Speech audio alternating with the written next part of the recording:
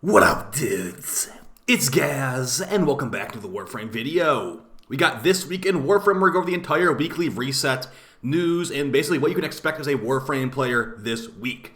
We've got Plaguestar coming back on November 7th, but that's basically like 9 days away. It will not be in this weekly reset, but we can prepare for Plaguestar, and I'll have plenty of prep guides and all that stuff for Plaguestar very soon. But let's just go over what we have right now. We're going to go over the Teshin stuff, Archon Hunt, etc., etc. So if you enjoy these types of videos, we do them every week. Also, come on the live stream channel. I'll be doing this live stream for the weekly reset stuff every single week, too. So come on, stop by, go and do the Archon Hunt, etc., etc. All right, let's start with the first weekly reset item. We got Teshin over here with Steel Essence. What's he got this time? He's got a Kit Gun Riven mod. Now, if you ask me, I'm speculating that the new spellbook weapon type in Whispers on the Wall will be a kit gun, but that's also just me completely speculating entirely myself. I believe it will be a kit gun Incarnon. So if you are, in the crazy trend alongside me, you could maybe go and get some more kit gun ribbons, but really don't do that. It's just me talking. That's completely speculation. So that's what Teshin's got. Let's go ahead and look at the Dorma Zone now. If you have access to Duviri and all that, you can go to your Dorma Zone and you can access a ton of stuff.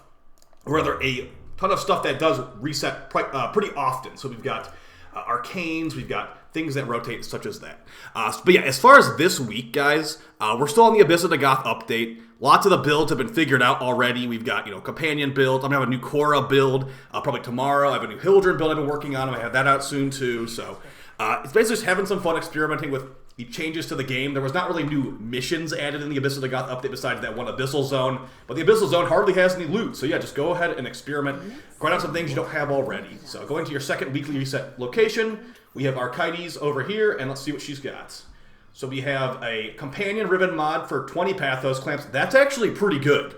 If you don't know how to, this is usually 100,000 rep from Samaris to get this, but it's 20 Pathos Clamps, so about 40 minutes of work versus 4 full days of full Samaris scanning. So you might want to grab this if you want to get a ribbon for the Hellstrom, maybe a companion hound weapon and things of that nature. The Verglass even. So yeah, good one there.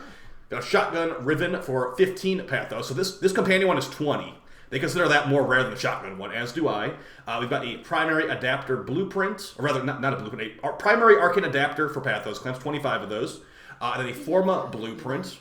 And there you go. So that's going to be your Archides wares, an actual interesting thing for me for once. So I've been thinking, I actually kind of want to grind out some Pathos Clamps on stream. So I might just do like a crazy Pathos Clamps grind at some point. So now that we've gone over that stuff, let's go ahead and discuss the Incarnons this week, because I actually don't remember which Incarnon rotation we're on. But before we get into it, let's look at the Archon Hunt. So we've got the Snake Archon dropping the Amber Tau Shards, gives you casting speed increase and parkour velocity, things of that nature. The mission types are Spy, which will probably be the Jupiter Spy, which has more complicated vaults than a little normal baby Spy. So keep that in mind. You might want to solo this one if you know how to do this.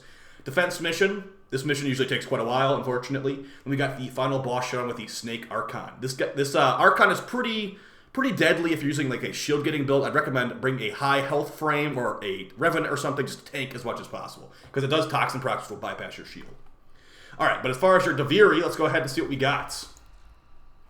Okay, we got Necros normal, Valkyr normal, and Oberon normal. As far as, the best choice here, Necros is not actually that hard to farm, but if you have the Helmet system, Necros Helmet ability Terrify is really, really good. So I would recommend that, but he's not that hard to farm at the same time. So Valkyr comes from the Jupiter boss fight, and I believe Oberon comes from Railjack now, and is not as easy to farm as he used to be. Oberon used to drop from just every Eximus kill. So just as far as difficulty of obtaining these frames, I'd probably say go with Oberon just because he's annoying to farm. These other two are just honestly pretty manageable. Deimos boss fight, Jupiter boss fight, and you got Railjack. It kind of sticks out like a sore thumb. Although his helmet is not super amazing, I'd probably say go with Oberon this week. But if you just want to get something that's actually useful and good, I'd say go for Necros. Valkyr's helmet ability Warcry is also really good too, but I definitely think that Terrify is the best out of these three helmets. But yeah, go for Oberon just because he's annoying to farm. And then yeah, I would really recommend maining him. But if you like him, maybe he'll become your new main. As far as our Incarnons this week, we got the Breton Incarnon, the Leto Incarnon, the Skana Incarnon, the Paris Incarnon, and the Kunai Incarnon. Reminder that if you have not played in a while, they added a thing where if you are past the Opportunity 9 intrinsic, I believe it is, you can actually change your rewards for the week, and you can, if you already have all the Incarnons, you can choose to get 20,000 Kuva instead, or you could get, a pistol, melee, or rifle riven instead. So let's go over what these do. Let's start with the Kunai Incarnon, just because, I feel like it. The Kunai Incarnon, this thing is really fast at building Incarnon charge. It takes 4 headshots to give you full Incarnon meter charge. So with enough multi-shot, it's basically one throw of ammo will give you full Incarnon charge on the Kunai. When it transforms, it becomes like a homing headshot kind of thing that can do very good damage. It's just extremely single target. So keep that in mind if you're going for this. That you are basically just getting it says a lot of multi-shot increase, but it's actually only single target. All that multi-shot will home in on one enemy. But yeah, it's actually really good. I've used it for level 10,000 on Ivara. Very good on Ivara with her increased headshot multiplier, because it's forced headshots. And you also got Death Trap Trigger. On equipping this weapon from primary, you get increased crit chance and crit damage. So very good there, but just very single target. So if you are okay with single target stuff, go for it. The Paris Incarnon is basically just a Natteruk with a lot more status chance and a lot more viability for a gas build. So yeah, that's really what it is. They become railgun arrows with built-in heat damage. So you throw on like one toxin on it, becomes gas. The Incarnon options on the Paris on its final tier increase status chance by 60%. That's a lot. That's a lot of status chance increase. You could throw on the Visage Ball, I believe it's pronounced. Exilis mod for even more status chance because, why not? And yeah, you're just getting tons and tons of status. I like this one more than the Dread, although I've been trying to make the Dread better. Yeah, I like this one more than the Dread personally. You get the Paris Prime on that. The Skana Incarnon is actually one of the most forgettable ones, at least to me. When it enters Incarnon form and after a finisher attack, it will do a radial blind, kind of. It has some good stats as far as a sword's concerned. I'd probably recommend to go for the Prisma Skana, as the Skana Prime is a founder-only item. But this is actually one of the Incarnons you can really, really wait on, unless you just have big nostalgia for the Skana or the Prisma Skana. It's basically just a good sword, and the Incarnon form is just, I think it just gives you more damage, right? Yeah, it gives you increased damage, and it also gives you sprint speed and parkour velocity, but like every Incarnon melee does that. So it's just finishers, blind enemies, okay. Yeah, really not one of my favorites. Leto Incarnon, to me, I just view this as a worse version of the Bronco Incarnon. It's a ricochet chaining pistol, but it's semi-auto. It hits pretty hard. It's got Death Trap Trigger just like the Kunai, where on equipping this from your primary, you get increased crit chance and crit damage. Wow, 3.2 increase the crit damage for 4 seconds. So that can hit really hard. It's not full auto. If you have a dual toxis, you have a better version of this already. It's mostly just for founders, in my opinion, because the Leto Prime and the Skana Prime are founder weapons. That's really what I'd look at it. It does good damage, like I said, but it's not my favorite at all. And another one right here, the Breton Prime Incarnon, or the Breton Incarnon. It's very similar to the Bursted Incarnon, where the bullets become like AoE and heat, and this thing is full auto, so that's pretty nice. But yeah, it's just a slower firing, harder hitting version of the Bursted Incarnon. I like it. They did change some Incarnons to actually not apply proper, or they were not applying when they were supposed to before. Now they are like fixed, I guess. So I say just go for the crit increase on this one, the crit chance of crit damage increase. That's basically your Incarnon. So as far as the ones I'd recommend to you this week, these are all honestly kind of lower tier besides maybe the Paris on here. So I'd say just go for whatever you think looks the coolest or sounds the coolest. I've already gotten all these and used all these. After using all of them, I'd say the ones that are the strongest and best to have. Out of these ones, probably the Paris Incarnon and the Bratton Incarnon, I guess. But if you want a really good single target pistol, I've actually been very surprised with the Kunai Incarnon. It's very good. You will easily one-shot level 10,000 fracs with this. You throw in a couple buffs. It's got good cheap rivens too. It's not multi-target. So if you're just looking for AoE stuff, Paris and Bratton, maybe if you want to go for a pistol and a primary, you can go for Leto and Bratton or Paris and Kunai. But really, guys, these are not amazing Incarnon, so take your pick of whatever you think looks the best. Alright, so let's go ahead and look at the Kahl mission. And reminder, Kahl missions have been changed. You move 50% faster now, and you can infinitely farm stock. But when you see the mission I'm on this week, don't farm stock from this one. Only farm stock from Sneaky Sabotage, if at all. Chipper's got a Crimson Archon Shard. That's great. And Kahl should be Prison Brag, the bane of my existence. So yeah, I would not recommend farming stock on this one because the stock boxes are affected by enemy radar. You won't see them from literally across the map. Kahl has enemy radar and loot radar now, so that's nice. Actually, he might only have loot radar now. But either way, this is a gigantic map, and I would not recommend farming it here. But as far as the challenges, complete the mission without dying and becoming veiled, get 5 kills with grenades while flying, remove 5 veils using the Veil Breaker. Are there even 5 Grineer to steal the Veil from in this mission? I actually don't remember that one. Find and defeat Vank Vital, that's the side boss, the sniper rifle. Collect 5 Gene Stamps and get 10 kills while using the Hellion Jetpack. They are not being very kind to us this week on this one. Gene Stamps can be in lots of crappy spots. The Veil, I actually don't think there are enough Grineer to like really steal the Veils off of. Maybe I'll have to correct myself there, but yeah, it's most of the Grineer trapped in like the stasis chambers, not the actual Grineer walking around you can take the Veil from. Either way, at least it's not the 15-minute timer. So yeah, go have fun. Go and suffer with me. All right, so let's go over the Nightwave challenges, and I'm going to give you some big information for prepping for Plaguestar, guys. Okay, it's going to involve Hellmonth and Invigorations.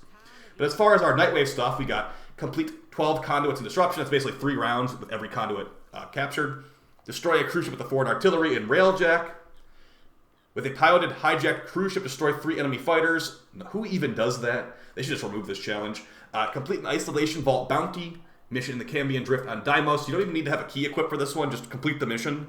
Actually, no, isolation vault bounty. That's not the Dragon Key vault. Okay, so you have to actually go to Deimos Necrolisk and do like the tier 1 isolation vault or wherever you fight the Necromech at the end.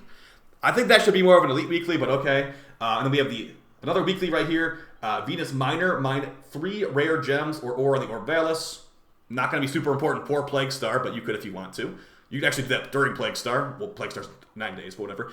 Survive for over 20 minutes in Akuva Survival for Hold Your Breath, the first elite weekly. And the second elite weekly, complete a survival mission reaching at least 20 minutes. So you can actually get both of these done at the same time. Hey, very nice. That's an easy 14k Nightwave rep from 1 20-minute Kuva Survival. Cool stuff. Moving on to your Cred store, we got the evergreen stuff at the top. We got the Gauss Mag helmet, which I think a lot of people like that one, including me. The Citrine Caliph helmet, which I don't like that one personally, but hey, to each their own. And do we have the Dagath helmet? We do not have the Dagath helmet yet. I think we'll be waiting a while for that one. We've got a lot of aura mods this week. We got Rifle Scavenger, Holster Amp, Loot Detector, Rejuvenation, Energy Siphon, and Physique. Wow, that's some good ones for sure. As far as the ones I recommend to you, for late game players, Holster Amp for sure. For mid to late game players, maybe even early game players, Loot Detector is extremely nice for extra loot radar. As we have enemy radar built into our frame now. We do not have this built into our frame, so this can be nice. Rejuvenation, nice for very, very new players. As some built-in health regen will keep you alive. And enemies low level do no damage at all. Energy Siphon, you don't have built-in energy regen in this game, so this could be a nice thing to have. It does stack between teammates too, so with 4 people using this, it'll be 2.4 energy regeneration per second. Physique is definitely, if you see someone with this mod equipped, I usually kind of judge them, to be honest, so I would not recommend running Physique for most missions. It's pretty much just, you'll run it if it's the only thing you have. As far as the mastery fodder down here, ooh, we got the Ceramic Dagger is back. Cool. So Ceramic Dagger Blueprint is available, guys, for 50 Nightwave creds this week. Make sure you get it if you don't have it already. Even if you don't have the Incarnon, get it still, because this is not always here. And yeah, it's needed for the Ceramic Dagger Incarnon, which will be used in the Korra video, by the way. And we also got the Darkstar Blueprint. Who cares about that? Okay, we got some PvP augment mods. Purifying Flames for Ember. Singularity for Nyx. Prism Guard for Mirage. Make sure you get this one if you don't have it already.